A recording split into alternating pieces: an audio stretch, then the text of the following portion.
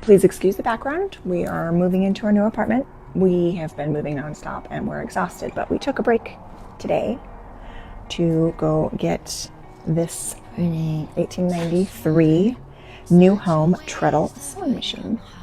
I haven't cleaned it yet. I just went through the drawers that it has, but it is in great working condition and I love it very, very much. So it's a Treadle Sewing Machine.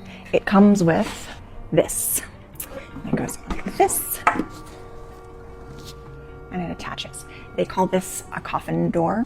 Later ones you'll find about 10 years after this, probably like 1903, 1906, this sewing machine would fold down and go underneath. This part doesn't go down. It stays up here, and that's why it has the coffin door to protect it. I'm also appreciative of this because the provenance of it, I have the original sales slip from 1904. This is in 1893. There's a few interesting details about this, which I will go over in a different video. I'm still trying to figure out certain aspects because there's more drawers than would have been typically seen in an 1893 sewing machine. Treadle desk, but this machine is definitely 1893. There's so many fun things that I found in here. The original manual, vintage sewing needles. This is what a normal bobbin looks like today.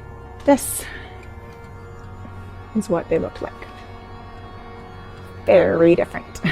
It came with its original sewing kit box.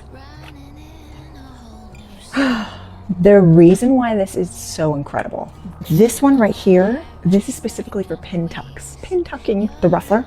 It takes a straight piece of fabric and ruffles it and like crimps it. This helps you sew buttons and zippers. Don't ask, we'll figure it out. I haven't had enough time to figure out what these ones do, but I know that this one is bias tape cutter. I just wanted to play with my new toy. Well, new to me. It's purple velvet in here.